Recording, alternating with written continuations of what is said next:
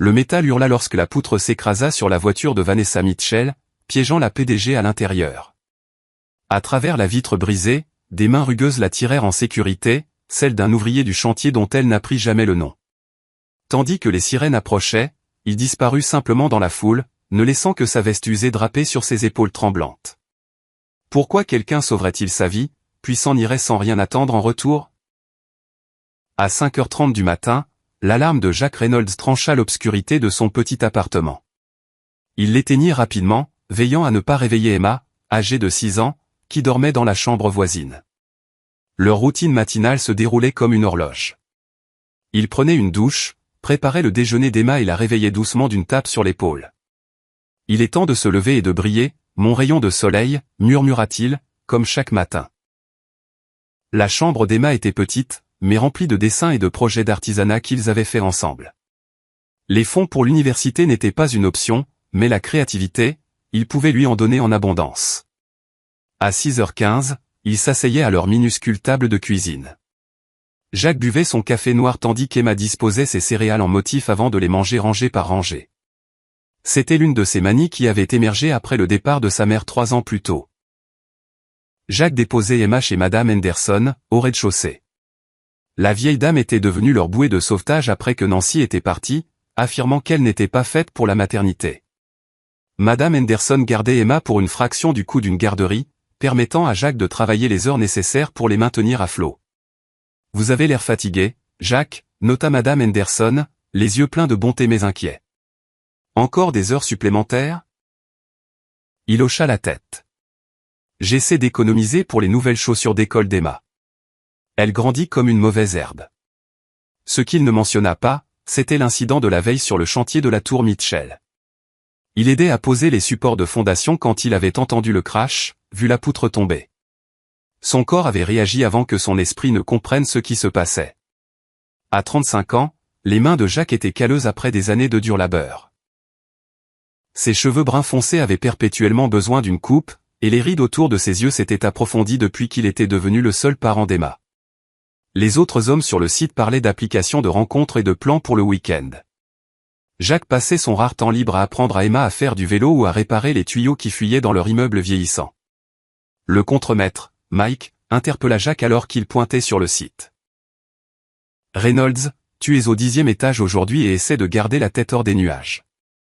On a besoin que ces supports soient finis pour midi. » Jack hocha la tête, enfilant son casque. Il avait appris depuis longtemps que se défendre gaspillait une énergie qu'il ne pouvait pas se permettre. Ce que personne sur le site ne comprenait, c'était que Jack avait autrefois été sur la voie de bien plus.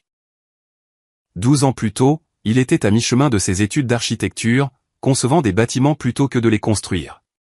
Puis vint la grossesse de Nancy, leur mariage précipité, et sa décision d'abandonner pour subvenir aux besoins de sa nouvelle famille.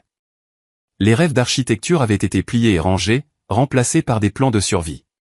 Tandis qu'il travaillait ce matin-là, l'esprit de Jack dérivait vers la femme dans la voiture. Il ne l'avait pas reconnue comme la célèbre Vanessa Mitchell jusqu'à ce qu'il voie son visage dans un journal laissé dans la salle de pause. Il avait simplement vu un être humain en danger et avait agi. L'idée de revendiquer le crédit ou de demander une récompense ne lui avait jamais traversé l'esprit. Et, Reynolds, appela l'un des jeunes ouvriers pendant la pause déjeuner. « Tu as vu l'accident hier ?» C'était la grande patronne elle-même. « J'ai entendu qu'elle offrait une récompense pour trouver le gars qui l'a sorti de là. » Jack haussa les épaules, déballant son simple sandwich. « J'ai pas vu grand-chose. J'étais du côté ouest. » Il mangea en silence, planifiant la soirée à venir. Emma avait besoin d'aide pour son devoir de lecture, et il devait réparer la déchirure dans son lapin en peluche préféré avant qu'elle ne le remarque. Tel était le rythme de ses jours, travail, Emma, sommeil, recommencer. Ce n'était pas la vie qu'il avait imaginée jeune homme, mais quand Emma enroulait ses bras autour de son cou au coucher et murmurait « Tu es le meilleur, papa », c'était suffisant. Vanessa Mitchell était assise rigidement dans son fauteuil de bureau, son tailleur cachant les ecchymoses de l'accident de la veille. À 42 ans, elle avait transformé Mitchell Enterprises d'une petite firme de conseil en une puissance du développement immobilier. La vue depuis son bureau au 30e étage montrait 3 bâtiments Mitchell traversant l'horizon de la ville, avec la nouvelle tour Mitchell encore en construction. La tour générait la richesse mais se dressait toujours à la confluence de la culture et des terrains élevés. Mademoiselle Mitchell, le conseil est préoccupé par votre insistance à revenir au travail sitôt après l'accident, dit son assistant Robert en posant une pile de contrats sur son bureau. Le conseil peut adresser ses préoccupations aux marges bénéficiaires trimestrielles que j'ai livrées, répondit-elle. Quel est le statut sur l'identification de l'ouvrier qui m'a aidé hier? Robert se tortilla mal à l'aise. Les images de sécurité étaient limitées à cause des barrières de construction. Les RH examinent les dossiers des employés du site, mais sans une description claire. Vanessa leva enfin les yeux, ses yeux vert perçants. J'ai besoin d'un nom, Robert. Cet homme m'a sauvé la vie. Mitchell Enterprises récompense l'excellence. Et ce qu'il a fait était au-delà de l'excellent. Ce qu'elle ne dit pas, c'était à quel point l'incident l'avait ébranlée. Pendant 8 ans depuis son divorce avec Thomas, elle avait construit des murs autour d'elle, des gratte-ciels littéraux et des barrières figuratives qui gardaient tout le monde à distance professionnelle. Hier, un inconnu avait franchi les deux avec rien d'autre que ses mains nues et une préoccupation immédiate pour un autre être humain. Je veux des entretiens avec chaque ouvrier de ce site, ordonna-t-elle. Présentez-le discrètement comme une revue générale de sécurité. Au cours de la semaine suivante, Vanessa se surprit à passer en voiture devant le chantier pendant les pauses déjeuner et après le travail. Elle s'asseyait dans sa nouvelle voiture de société, observant les ouvriers de loin. Aucun ne se déplaçait comme l'homme dont elle se souvenait, avec cette assurance tranquille, cette concentration totale. Elle essaya d'autres approches, un événement anonyme d'appréciation des employés où elle pourrait observer les ouvriers de près, une inspection surprise qui lui permettait de voir leur visage. Elle autorisa même une généreuse prime de sécurité à tous les employés du site, espérant que son sauveur se révélerait en la réclamant. Rien ne fonctionna. Peut-être qu'il ne veut pas être trouvé, suggéra Caroline, sa plus proche amie et conseillère juridique pour Mitchell Enterprises, lors de leur dîner mensuel. C'est absurde, contre-attaqua Vanessa. Sais-tu ce que je pourrais faire pour cette personne? Avancement professionnel, opportunités éducatives, sécurité financière. Peut-être qu'il ne veut pas ce que tu offres, dit Caroline doucement. Tout le monde ne mesure pas la vie avec les mêmes critères, Van. Le commentaire piqua, car il exposait quelque chose que Vanessa admettait rarement, sa tendance à croire que tout problème pouvait être résolu avec la bonne allocation de ressources. C'était ainsi qu'elle avait construit sa société, sa réputation et sa vie, après que Thomas l'avait quittée pour son assistante de 24 ans, affirmant que Vanessa était trop concentrée sur le succès pour se souvenir comment aimer. 3 semaines après l'accident, l'équipe de sécurité de Vanessa fit enfin le lien. Un enregistrement d'accès par badge montrait un ouvrier, Jack Reynolds, absent de son poste pendant exactement 22 minutes au moment de l'accident. Père célibataire, 6 ans sur le site, aucun problème disciplinaire, rapporta Robert, posant le dossier sur le bureau de Vanessa. Vit aux appartements Westbrook avec sa fille. Sa fille. Vanessa ouvrit le dossier pour trouver une photo standard d'employé. Jack Reynolds regardait directement l'appareil. Pas de sourire, pas de froncement, juste des yeux clairs et un visage qui avait enduré plus que sa part de défi. Programmer une réunion, dit-elle fermement. Jack sut que quelque chose était différent quand il arriva sur le site et trouva Mike qui l'attendait, se dandinant mal à l'aise. Reynolds, on te veut en haut. Le grand en haut, dit Mike, pointant vers la section achevée de la tour Mitchell où se trouvaient les bureaux temporaires. Quelque chose à propos d'affectation spéciale. L'estomac de Jack se serra. Je n'ai postulé pour aucune affectation spéciale. Mike haussa les épaules. Ne tire pas sur le messager. 15e étage, bureau au bout du couloir. Ils t'attendent. Avec chaque étage que l'ascenseur grimpait, l'inquiétude de Jack grandissait.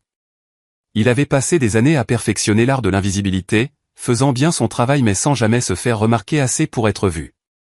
La visibilité signifiait la vulnérabilité, et Emma dépendait de sa stabilité.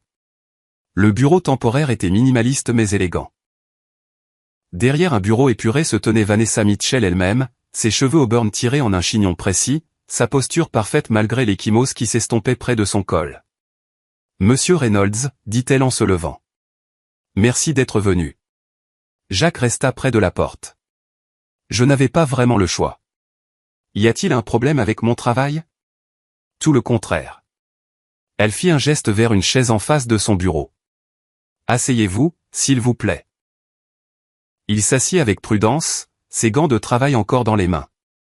Le contraste entre eux ne pouvait être plus marqué. Son tailleur sur mesure coûtait probablement plus que son loyer mensuel, tandis que ses vêtements de travail portaient la poussière du labeur matinal. Il y a 3 semaines, commença Vanessa, il y a eu un accident devant ce bâtiment. Une poutre de construction est tombée sur ma voiture, me piégeant à l'intérieur. Vous étiez là. Ce n'était pas une question. Jacques ne dit rien, son expression neutre. Vous m'avez sauvé la vie, continua-t-elle, et puis vous avez disparu. Pas de demande de reconnaissance, pas de contact avec la société, rien. Pourquoi? Jacques soutint son regard directement. Vous aviez besoin d'aide. J'ai aidé. C'est tout ce qu'il y avait à faire. Ce n'est pas tout ce qu'il y a à faire, contre-attaqua Vanessa, se penchant en avant.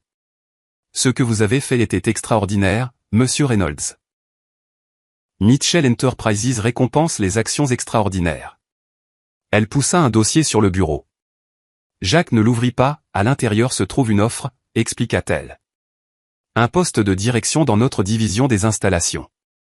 Meilleurs horaires, augmentation significative de salaire, avantages complets.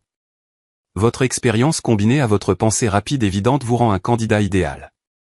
Jacques finit par tendre la main vers le dossier, mais seulement pour le repousser vers elle. J'apprécie l'offre, mademoiselle Mitchell, mais je ne cherche pas un nouveau poste. La confusion traversa son visage. Peut-être que je n'ai pas été clair. Ce rôle doublerait plus que votre salaire actuel. Je comprends ce que vous offrez, répondit Jacques calmement. Mais je ne vous ai pas aidé pour obtenir quelque chose en retour. Ce n'est pas pour ça que je l'ai fait. Alors pourquoi l'avez-vous fait? La question sembla la surprendre autant que lui, comme si elle n'avait pas voulu la poser si directement. Jacques remua sur sa chaise. Parce que vous étiez en danger. Parce que c'est ce que les gens devraient faire les uns pour les autres. Parce que ma fille observe tout ce que je fais. Elle apprend comment être dans ce monde. Le masque professionnel de Vanessa glissa légèrement. Votre fille, Emma, elle a 6 ans. Le coin de sa bouche se releva légèrement, la chose la plus proche d'un sourire que Vanessa avait vu de lui. Elle veut être astronaute ou peut-être vétérinaire. Ça change chaque semaine. Vanessa absorba cela, puis essaya une autre approche. Si ce n'est pas un emploi, alors peut-être une récompense, un fonds pour les études d'Emma, des options de logement neuf. Jacques se leva, une expression comme de la déception traversant ses traits. Mademoiselle Mitchell, je suis sûr que vous avez de bonnes intentions, mais transformer une réponse humaine basique en transaction, ça la dévalue, n'est-ce pas? Pour la première fois peut-être dans sa vie professionnelle, Vanessa Mitchell se trouva sans voix. Dans son monde, tout avait un prix ou une proposition de valeur. L'idée que certaines actions existaient en dehors de ce cadre lui était étrangère. Je dois retourner au travail, dit Jacques doucement. Il pose des poutres de support au 10 aujourd'hui. Attendez, dit Vanessa, se levant rapidement. Prenez au moins votre veste. Vous l'avez laissée avec moi ce jour-là. Elle récupéra la veste de travail usée d'un placard derrière son bureau. Jacques la regarda avec une surprise genuine. Je me demandais où elle était passée, murmura-t-il, la prenant d'elle. Leurs doigts se frôlèrent momentanément pendant l'échange, et Vanessa sentit un courant inattendu la traverser. Pas exactement de l'attraction, mais la sensation déstabilisante de rencontrer quelque chose d'authentique dans un monde de calcul prudent. Le samedi matin trouva Jacques au parc communautaire de Westbrook, assis sur un banc tandis qu'Emma conquérait le portique. Ses sorties du week-end étaient sacrées pour lui. Pas de travail, pas de distraction, juste du temps avec sa fille. Papa, regarde ça, appela Emma, pendue à l'envers d'une barre, ses traits sombres ballottants. Je te vois, petit singe, répondit-il, lui faisant un pouce levé. Fais attention. Il était si concentré sur Emma qu'il ne remarqua pas la femme approchant jusqu'à ce qu'elle parle. Elle est intrépide. Jacques se tourna pour trouver Vanessa Mitchell debout à côté de son banc, vêtue de vêtements décontractés, un jean et un chemisier simple, si différent de sa tenue de bureau qu'il faillit ne pas la reconnaître. Mitchell, dit-il, se redressant. Que faites-vous ici? Elle fit un geste vague vers le sentier de promenade. J'habite à environ 1 kilomètre d'ici. Parfois, je passe par là les week-ends. Jacques hocha la tête mais ne dit rien de plus, reportant son attention sur Emma, qui tentait maintenant de traverser les barres de singe. Vanessa hésita, puis s'assit à l'extrémité du banc. J'ai réfléchi à ce que vous avez dit dans mon bureau, sur le fait de dévaluer les choses en les transformant en transactions. Jacques la regarda mais resta silencieux. La chose, c'est que, continua-t-elle, dans mon monde, c'est comme ça que la valeur est déterminée. Tout a un prix, une analyse coût-bénéfice. Ça a l'air épuisant, commenta Jacques, sans méchanceté. Avant que Vanessa puisse répondre, Emma accourut, un peu essoufflée. Papa, il y a un camion de glace. Je peux en avoir une, s'il te plaît? Jacques vérifia sa montre. Avant le déjeuner. S'il te plaît, étira Emma le mot en au moins 4 syllabes, joignant les mains dramatiquement. Jacques rit, un son chaleureux qui surprit Vanessa par son ouverture. D'accord, mon rayon de soleil, juste une petite. Tandis qu'il fouillait son portefeuille, Emma remarqua Vanessa. Contrairement à beaucoup d'enfants, elle ne montra aucune timidité. Tu es l'amie de papa? Je m'appelle Emma. J'ai 6 ans. Bonjour, Emma. Je m'appelle Vanessa, répondit-elle. Oui, je travaille avec ton père. Les yeux d'Emma s'écarquillèrent. Tu construis de grands bâtiments, toi aussi? Quelque chose comme ça, dit Vanessa avec un petit sourire. Jacques tendit quelques dollars à Emma. Le camion est près de la fontaine. Prends-moi un esquimau à la fraise s'ils en ont. D'accord. Comme Emma s'éloignait en sautant, un silence gênant tomba entre les adultes. Jacques le brisa en premier. Je devrais m'excuser pour la façon dont j'ai laissé les choses dans votre bureau. C'était abrupt. Vanessa secoua la tête. Non, c'est moi qui devrais m'excuser.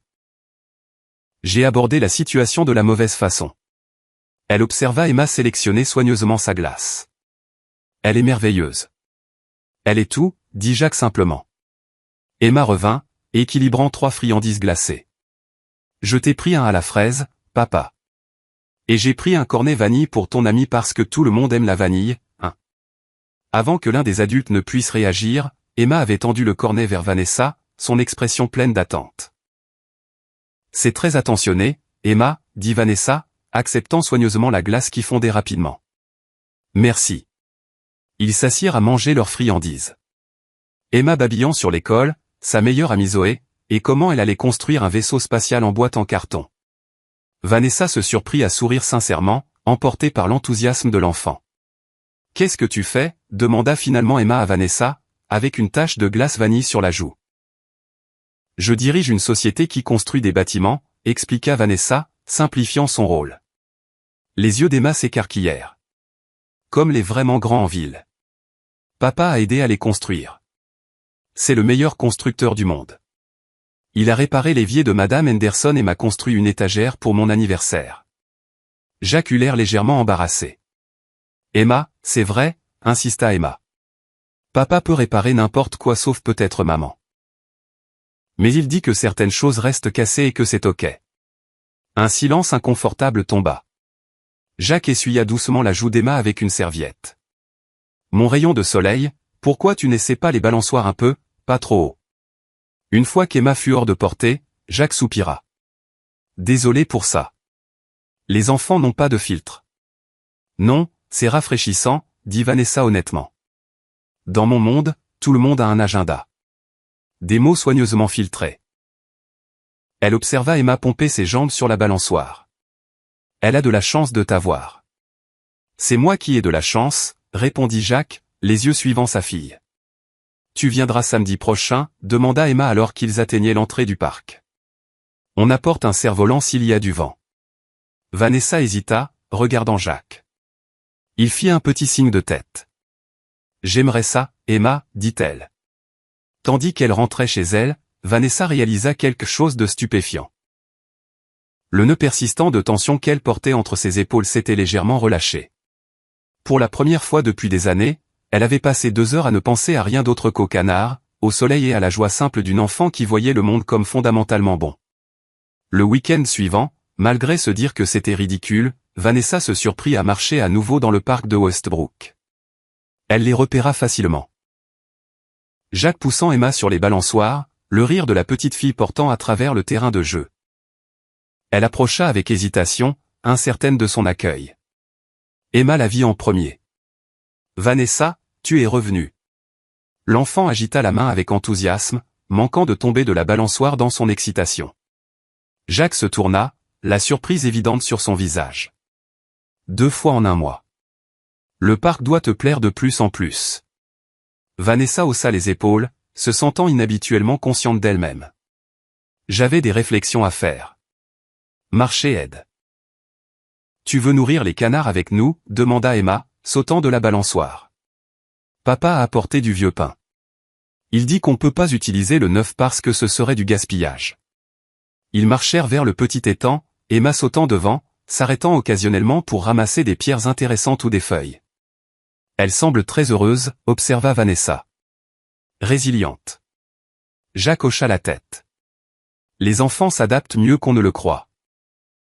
Elle ne se souvient pas beaucoup de la vie avec Nancy, sa mère. Parfois, ça semble être une bénédiction. Que s'est-il passé? Demanda Vanessa, puis ajouta rapidement, je suis désolé, c'est personnel. Tu n'as pas à répondre. Jacques resta silencieux un moment. Nancy a décidé que la maternité n'était pas pour elle.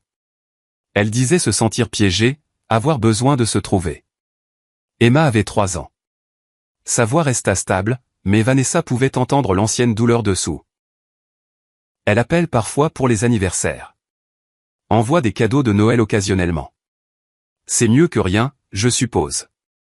Pour Emma ou pour toi, demanda Vanessa doucement. Jacques lui lança un regard surpris. C'est une bonne question. Pour les deux, peut-être.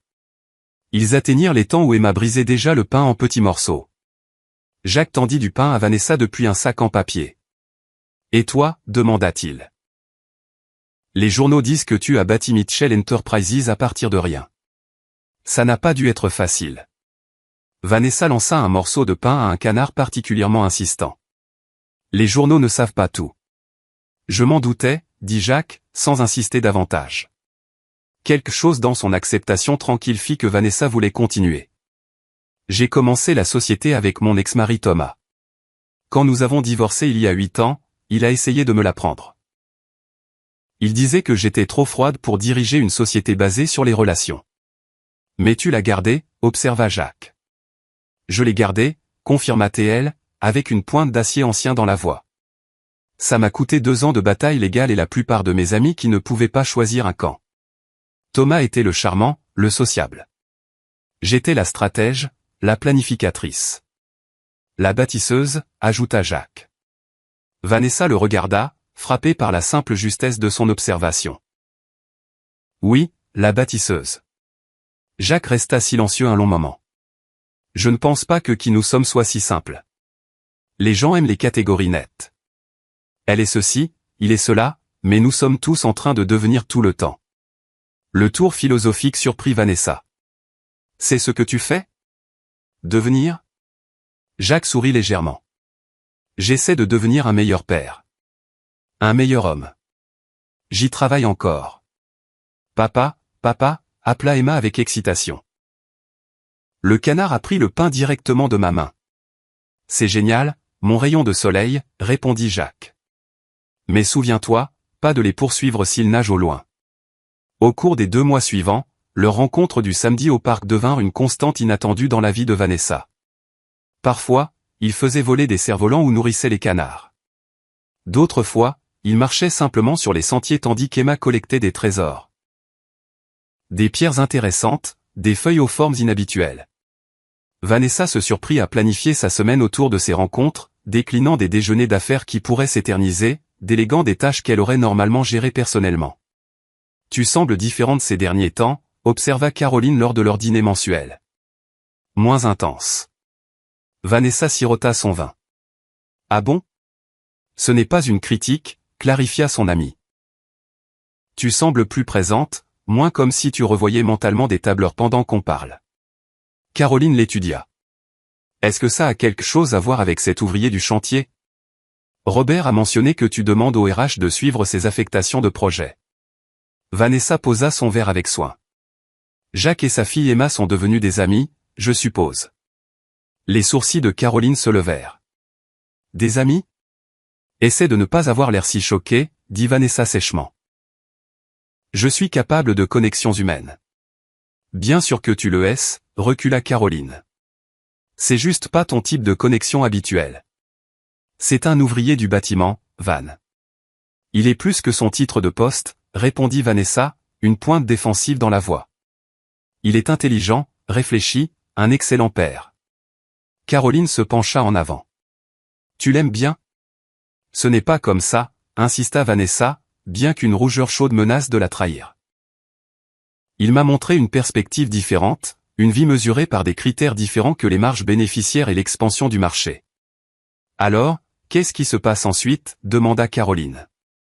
Tu continues à les rencontrer au parc pour toujours, à nourrir des canards tout en dirigeant un empire immobilier? La question toucha inconfortablement près des pensées qui tournaient dans l'esprit de Vanessa. Que faisait-elle avec Jacques et Emma? Où cela pouvait-il mener?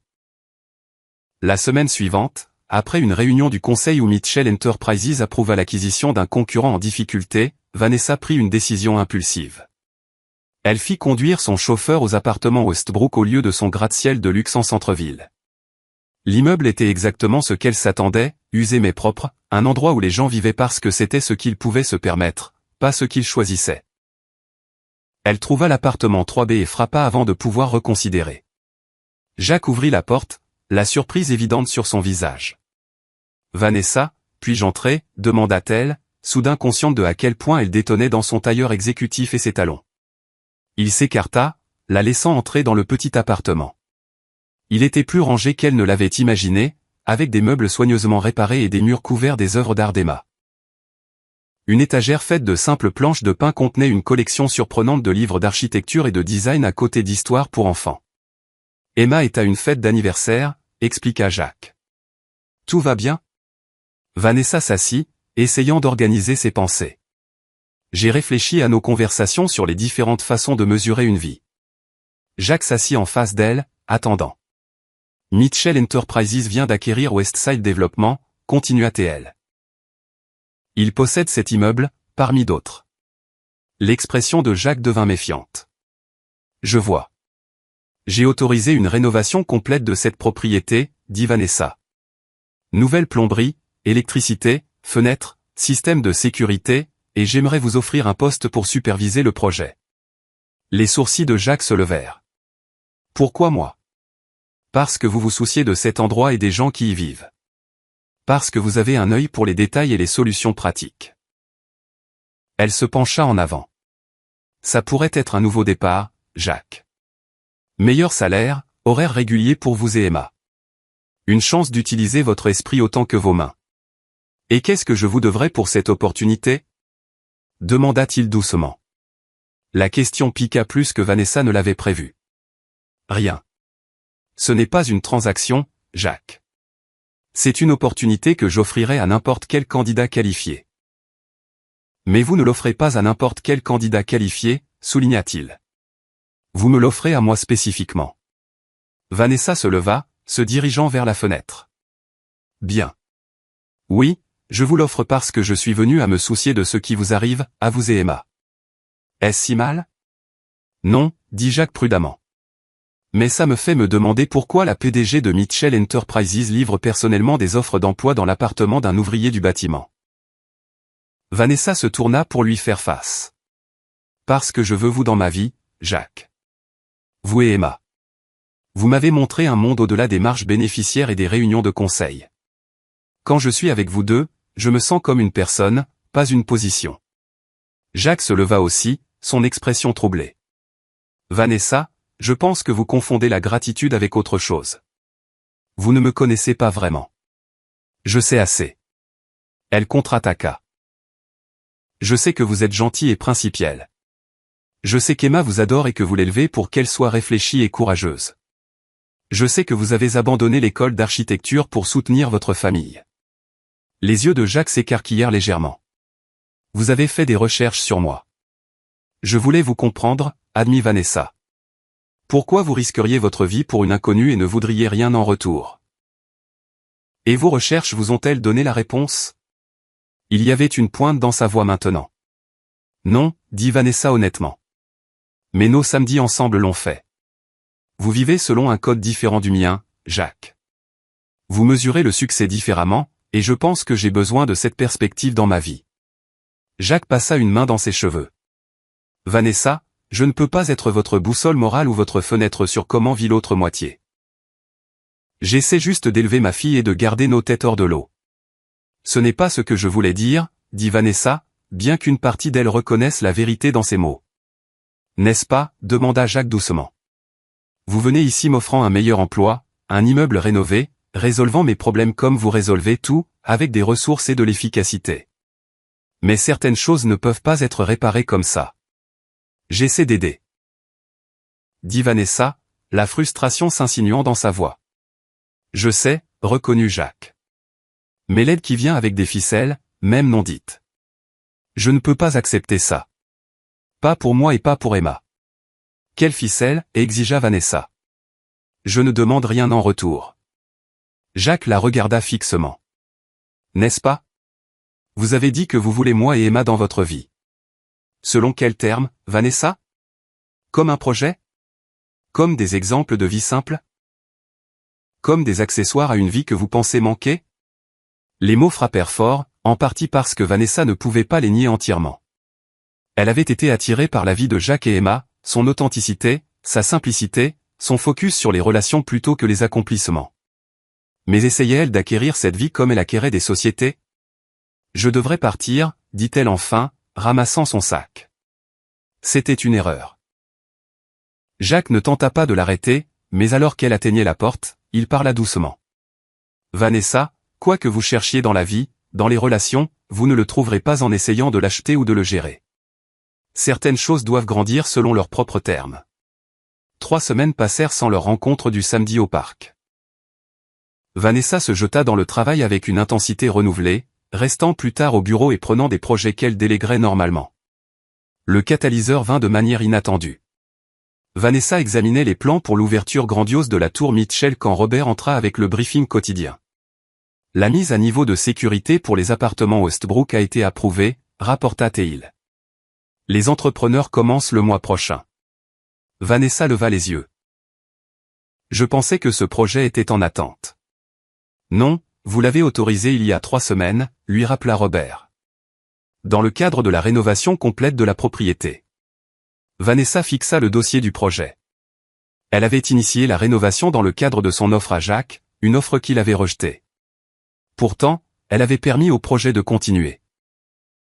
Après le départ de Robert, Vanessa se tint à la fenêtre de son bureau, regardant la tour Mitchell, presque achevée maintenant, s'étirant vers le ciel comme tous ses autres accomplissements, vide et impersonnel, conçus pour impressionner plutôt qu'accueillir. Les mots de Jacques résonnaient dans son esprit. Les relations se construisent sur un pied d'égalité. Il avait raison, bien sûr.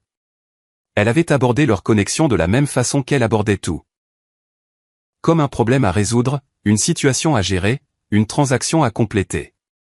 Ce soir-là, au lieu de prendre son service de voiture habituel, Vanessa rentra à pied sous la pluie qui avait commencé à tomber. Quand elle atteignit son immeuble, elle était trempée, ses cheveux soigneusement coiffés plaqués sur son visage, ses chaussures chères ruinées. Dans son appartement en pentouze, Vanessa se tint dégoulinante sur les parquets immaculés, scrutant l'espace qu'elle appelait maison. Meuble minimaliste choisi par un décorateur. Art sélectionné pour sa valeur d'investissement plutôt que pour une connexion personnelle.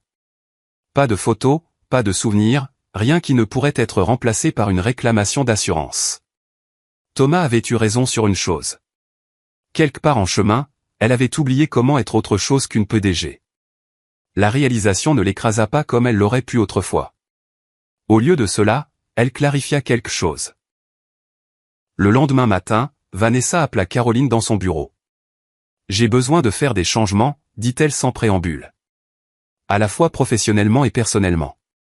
Caroline s'assit, intriguée. « Quel genre de changement ? » « Je restructure mon rôle chez Mitchell Enterprises, » expliqua Vanessa. « Je veux me retirer des opérations quotidiennes, me concentrer sur la stratégie et la vision, pas sur la micro-gestion. »« Parce que, » incita Caroline. « Parce que j'ai bâti une société qui fonctionne sur des transactions plutôt que des relations, » dit Vanessa. « Et j'ai fait la même chose avec ma vie. » Plus tard cette semaine-là, alors que la pluie tombait régulièrement dehors, Vanessa se rendit elle-même aux appartements Westbrook. Elle resta assise dans sa voiture plusieurs minutes, rassemblant son courage avant de se diriger enfin vers l'appartement 3B. Jacques ouvrit la porte, la surprise évidente sur son visage. Vanessa? Elle se tenait là, la pluie dégoulinant de sa veste, sans maquillage, cheveux tirés en une simple queue de cheval. Pouvons-nous parler? Il hésita, puis s'écarta. Emma est avec Madame Henderson en bas. Cours de piano. J'ai réfléchi à ce que tu as dit, commença-t-elle. Sur le pied d'égalité. Jacques s'appuya contre le comptoir de la cuisine, bras croisés. Ok. Tu avais raison, continua Vanessa. J'abordais notre amitié comme une acquisition d'affaires, identifiant les besoins, allouant des ressources, cherchant des résultats optimaux. Un fantôme de sourire toucha les lèvres de Jacques. C'est une façon de le dire. Mais j'ai réalisé quelque chose, dit Vanessa, faisant un pas vers lui. Je ne veux pas être ta PDG ou ta bienfaitrice. Je veux juste être Vanessa, la femme qui nourrit les canards avec ta fille. La femme qui apprend que certaines des choses les plus précieuses de la vie ne peuvent être achetées ou gérées. Et que veut Vanessa? Demanda Jacques doucement. Une chance, répondit-elle simplement. Pas pour réparer ta vie ou te donner des opportunités, juste pour en faire partie selon les termes qui ont du sens. Pas de ficelle, pas d'attente. Jacques l'étudia un long moment. Pourquoi? Vanessa prit une profonde inspiration. Parce que quand je suis avec toi et Emma, je me souviens de qui j'étais avant les salles de conseil et les bilans. Je me souviens de ce que c'est que de mesurer une journée par des rires plutôt que par des marges bénéficiaires. Elle marqua une pause. Et parce que je pense que je pourrais vous aimer tous les deux si on m'en donne la chance. Jacques décroisa les bras, son expression s'adoucissant. Emma a demandé après toi. Se demandant si tu reviendrais nourrir les canards. Et toi? Demanda Vanessa, sa voix stable malgré son cœur battant. Jacques fit un pas vers elle. Si tu verrais jamais que ce qui te rend remarquable n'est pas ta société ou tes accomplissements. C'est juste toi. La femme qui s'assoit sur un banc de parc à manger une glace avec une enfant de 6 ans et ne vérifie pas son téléphone une fois. Vanessa sentit quelque chose de serré dans sa poitrine commencer à se relâcher. J'ai reculé des opérations quotidiennes chez Mitchell Enterprises. Créer de l'espace pour d'autres priorités. Jacques resta silencieux un moment. La rénovation de cet immeuble, ça va toujours se faire? Oui, confirma Vanessa. Mais pas comme levier ou partie d'une offre à toi. Les résidents ici méritent des maisons sécurisées et confortables. C'est juste une bonne affaire et une décence humaine basique. Jacques hocha lentement la tête. Alors, où ça nous laisse? Je ne sais pas, admit Vanessa. Je ne suis pas habitué aux relations sans plan ou plan à 5 ans, mais j'aimerais le découvrir. Peut-être en commençant par les canards ce samedi. Une clé tourna dans la serrure, et Emma surgit, son petit visage s'illuminant en voyant leur visiteuse. Vanessa, s'exclama-t-elle, se précipitant pour enlacer la taille de Vanessa. Tu es revenu. Vas-tu nourrir les canards avec nous à nouveau? Vanessa regarda Jacques par-dessus la tête d'Emma, une question dans les yeux. Il sourit. Un vrai sourire cette fois, atteignant jusqu'à ses yeux. Je pense que Vanessa adorerait nourrir les canards avec nous, dit-il. Si elle n'est pas trop occupée. Je ne suis pas trop occupé, dit Vanessa, rendant l'étreinte d'Emma. Pas pour ça. Plus maintenant. 6 mois plus tard, un matin d'automne frais les trouva dans la petite cuisine de Jacques. Emma était assise à la table, découpant soigneusement des formes de cœur dans du pain grillé avec un emporte-pièce, sa dernière innovation pour le petit déjeuner. Jacques se tenait à la cuisinière, retournant des crêpes tandis que Vanessa versait du café dans 3 tasses. Une grande pour Jacques, une moyenne pour elle-même, et une petite pour Emma qui contenait surtout du lait avec juste une goutte de café, sa boisson de grande. Papa, on peut aller au nouveau terrain de jeu après l'école aujourd'hui, demanda Emma, arrangeant ses cœurs de pain en cercle sur son assiette. Pas aujourd'hui, mon rayon de soleil, lui rappela Jacques. J'ai cette réunion avec le cabinet d'architecture, souviens-toi.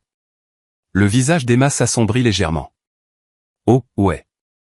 J'avais oublié. Vanessa glissa une crêpe sur l'assiette d'Emma. Mais je peux t'y emmener si tu veux. Ma dernière réunion finit à 15 heures. Emma s'illumina immédiatement. Vraiment? On peut prendre du chocolat chaud après. On verra, dit Vanessa avec un clin d'œil. La phrase qu'elle avait apprise de Jacques comme terrain d'entente parentale entre oui et non. Les changements des 6 derniers mois étaient évidents de dizaines de petites façons. Le sac à main élégant de Vanessa contenait maintenant non seulement des contrats et des dossiers de projet, mais aussi un petit cahier à dessin pour Emma et des élastiques d'urgence.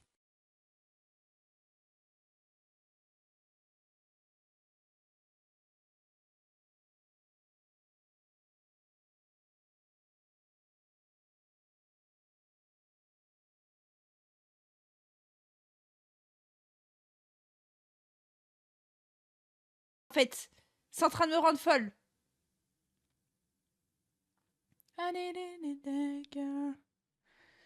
Petit thé devant la Twitch, c'est parti. Tu bois un thé à quoi? Fais attention à quoi tu bois le thé. Tu peux te faire ban à tout moment. Julie, démute-toi. Je t'adore, c'est mon soc, je t'adore. Itgini. Alors Julie, ils ont remis le mode skirmish. Un 2v2? Ouais. Ah, want you, Si jamais tu poses la question, on m'entend. De dire t'es pas belle. Alors, je dis pas que je suis pas belle. J'ai jamais dit Si, que elle a pas dit. belle. Elle a dit, il faut l'insulter. J'ai jamais dit que j'étais pas belle. J'ai juste dit que là, en ce moment, depuis un très long moment, mon crâne ne me convient pas. Dans le sens, merci Roquel, les DPI, dans le sens où j'ai fait de la merde avec mes cheveux.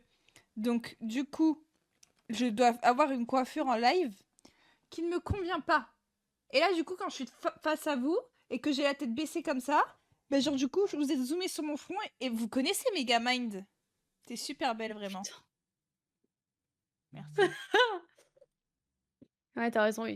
C'est moi, Megamind. Je devrais prendre note.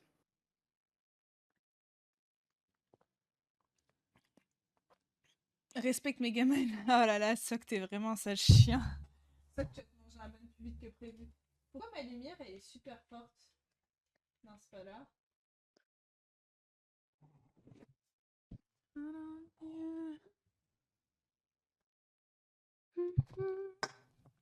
Tu lances pas? Si, je lance.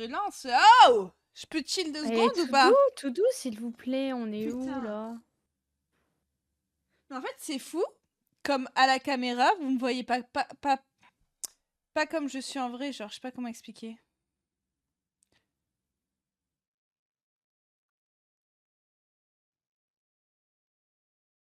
Je suis en train de compter combien il y a de délai sur mon stream. Je suis une gueulemon.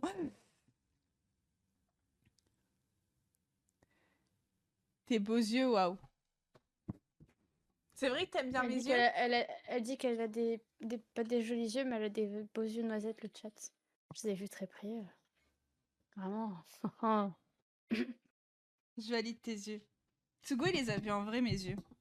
Bon, après, non, attendez, ouais. Enfin, non, enfin, Ouais, alors... Ouais. Genre, ok, pardon. Ils sont aussi... Non, IRL, ils sont clairs, mes yeux. Alors, j'ai pas les yeux verts. J'ai les yeux noisettes ambre. C'est genre un marron très clair. Qui tire un peu vers le vert. Genre, en gros, j'ai le contour vert foncé, mais c'est vert foncé, genre. Tu es comment IRL? Encore plus jolie? Non, IRL, je pue le caca. Moi, allez, ta gueule. Non, mais ça veut pas dire que je suis moche. Je dis juste que je pue le caca. M'en fous. Une bombe. Oh là là, mais Tsugo. C'est toi la bombe. T'es une bombe atomique, Tsugo. Je m'attendais pas à cet enchaînement. IRL est sympa bon. Alors que mon parfum IRL, hein, if I speak. Hein. If I speak. Bon, on les trucide. Attends, Jay, je suis AFK à 3 secondes. Stop chrono, je mets juste le stream sur ma gueule. Hop. Je crois que c'est bon. Ah, c'est nickel. C'est tip top. Me dis pas qu'ils sont en train de solo.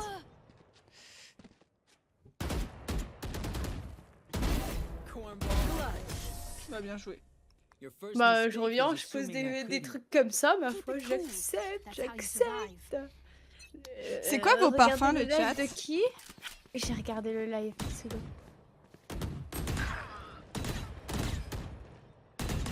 J'y arrive pas. Hein. J'y arrive pas. J'y arrive pas. J'ai pas envie.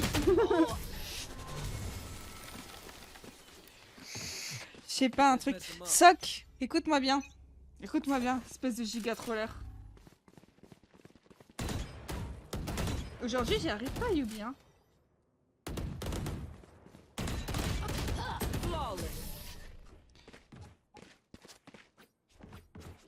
KJ, work your magic. Il y a des fois. Non, vraiment, j'ai pas le nom en tête. Ah, pas.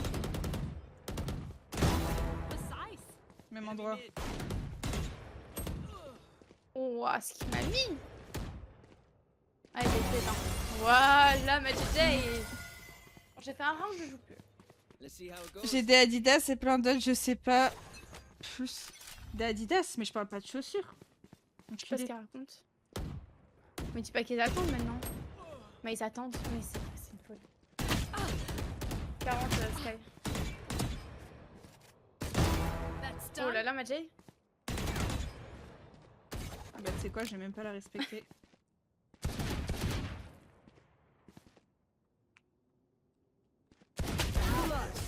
Là là là là. Pourquoi je la vois pas sur la tête, moi? J'avoue, pour moi, c'était un MS, mais... tu Ah vas non, pas moi j'étais sur la respecter, j'aime tête. beaucoup. Moi, j'ai kiffé, hein. Cállate. Oh là là. Ma foi. That's right, you tell him.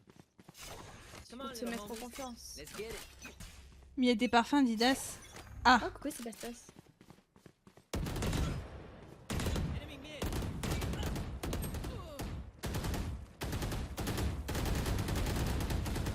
Moi Au secours. 56 Sky. Elle tombe avec les box Jay là. Il a pas. Ok, merci. Oh là là là là là là là là, mais Julie. They better try something T'es else. fabuleuse, Jay. Tu me dragues là. Grrr. Oh. Ils ont pas dit MS.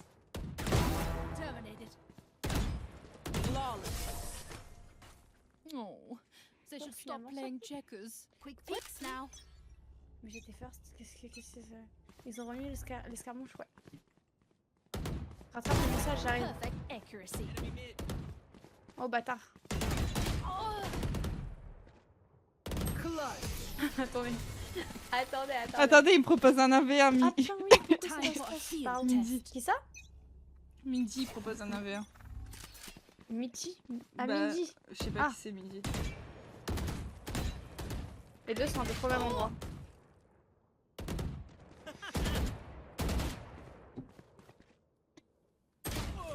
My dream hein, de Bâtard. vous offrir à tous des belles choses. My dream en fait. En vrai, il me tilt, je veux changer là. Par contre, Ouais, ça va, les c'est mecs sûr, hein, détendre, c'est qui bastos. mettent, comment ça s'appelle, le sauvage, la classico-classique.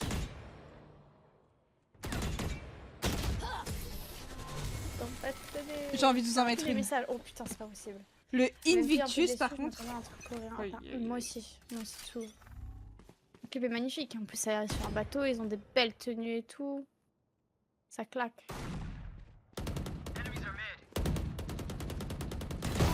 Nature girl J'aimerais down. être les mêmes. J'arrive pas à parler.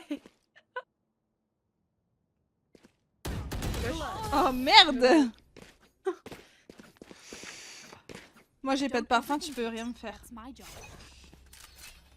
Aïe aïe, si vous allez à Sephora... Non, j'allais dire, si vous allez à Sephora, venez sentir mon parfum. C'est très bizarre dit comme ça. Call out sick next time, yeah? Aguas, keep your guard up. Arrête de puffer, Jay, s'il te plaît. Bah, ah, je rigole. Je puff. Enemy mid. No sweat. On est shot. Il est où? Ah, je suis allée. Du coup, on fait quoi? On part en duo? Toi et moi? Bah, je sais pas. Bah, je pense qu'on va aller solo chacune de notre côté. Hein. C'est triste dit comme ça, mais. En attendant qu'il y ait une five, je crois. Parce qu'ils ont dit vers 22h. Enfin, 22h30. Minimum. Non, 22h30 minimum, on va dire.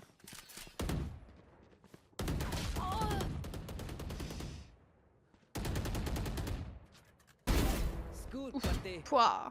Ça fuse. Oh là là là là là là, oh là là là là. Respectfully, you couldn't stop one guy for Keep it match going. point. That's how you survive. Ah, attends. Rageux. Stop to Rageux. fly. You are bad. Il attend dans le truc depuis un quart d'heure, le bâtard. Ah, j'ai éteins-le. Éteins-le, s'il te plaît. Par pur ego. Oh putain. Non, dommage. Mais ouais, il bouge pas, frère. Oh, ouais, c'est Another Louis, elle Oui, veut pas de noob avec elle. Il recommence, c'est Y'a Rocket Louis. Niki, y'a Niki. Je sais pas qui c'est, Niki.